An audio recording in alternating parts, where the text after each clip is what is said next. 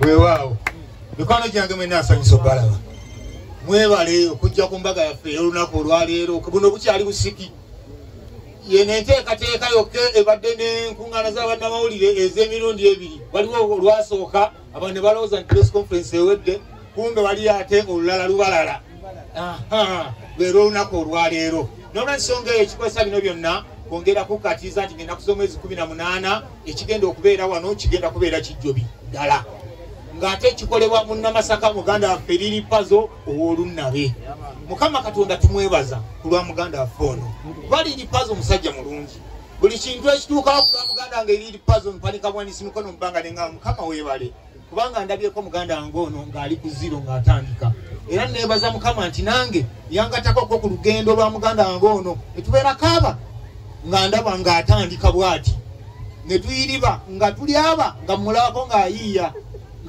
kyanaalya ng'ayiiya akakomando ng'ayiiya bwana aluzibya nga bwazibya olwayena olw'enkyagamba tunaaluyitako tutya byonna ne mulabako ng'abiri. Mukama Katonda n'atutegulira akayimba ka Emundu Evuge nga tulaba ne tugamba abange tufudde Mukama tukoze atya tuba tuli awo n'atutegulira agenda ogula emmotoka ne tusenguka ne tuvaawo mu kazigo ne tugenda mu apatimenti twayanguwa twadduka emisinde baabo mu apatimenti nga netutereera eggaali gyeva tomanyayo ng'okubya endongo twabeeranga ffekka ng'enjala etukola kata babiri olwakuba genda okula emmotoka eggaali nejja oba yevaawa era tewali muyimbi nkakasa awandiika ggaali eyingirawo yokka ate bagiwandiika Ngamba oyo mukazi mugobo oyo si mulungi ajja kulya sente ze kale nno byebyo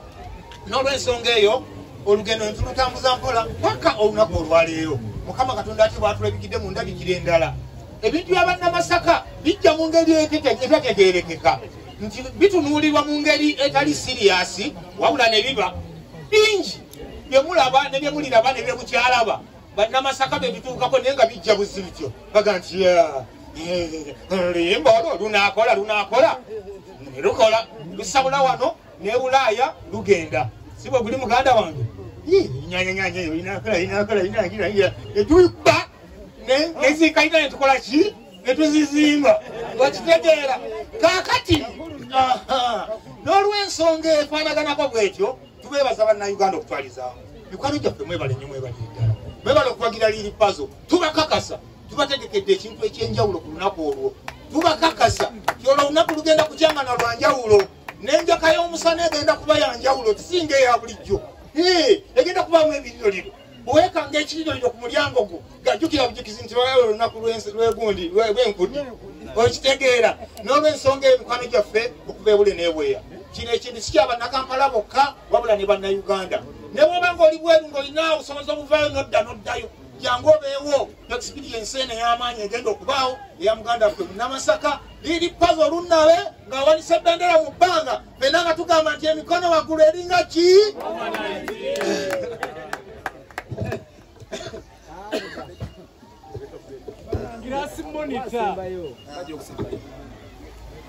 baganda bange katwanzeewo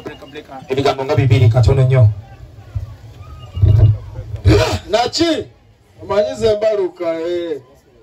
nze akiikiridde abalwanyi mu bayimbi nkuba bibiri naye Lili Puzzle muganda wange nageze nenkuba mpaako ku mimwa nanga etuni eyo nga yakabi naye ngeno security egenda kubawo kunyumirwa bunyumira temusuubire effujjo gw'omusajja tumuli ku kido bwenna bafaita nabagaye mwana mujja tubeeremu mu Namasaka munnaffe nobadese bwenna abaana b'ekiboga kolo muggwerewa ennaku z'omwezi 18 tewali kulanga kulala bino babyogedde naye nga mujje tubeereyo wano laavu kwaba ne kyenasinza okutya wano omusajja batuleeraza abakazi wazijjeewa Lili Puzzle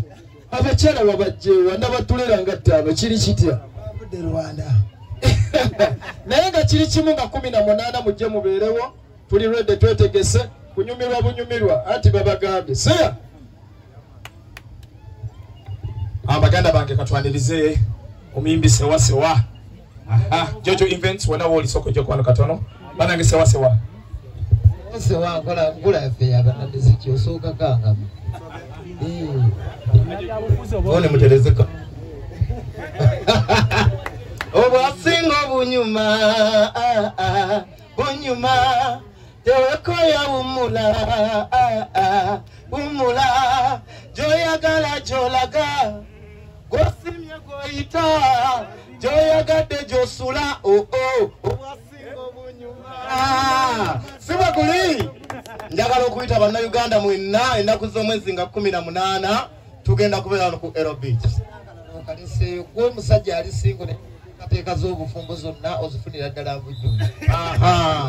nze musajja ali singo naye ng'enteekateeka z'obufumbo zonna ntambula nazo bukwakku n'ekirala njagala okuyita bannagomba mwenna mujje tuwagire munnamasaka tubeere wano ennaku z'omwezi nga 18 n'abayimbi ffenna tuwagire muganda wange Mwamiriri Pazo tukube ekintu kino kinoge tukube ekintu kino kijjule si bwe guli buli muntu yenna munnayuganda amanyi nti okuyimba kulungi era atalina nnugu mbakoowole ennaku z'omwezi nga 18 nammwe basingo mujje wano tufune ebyana tweyagale naki. God bless you. Thank you sewa Secretary Elvis. Kale omuyimbi w'omwaka naki nikyo soko gikube bajiwulire.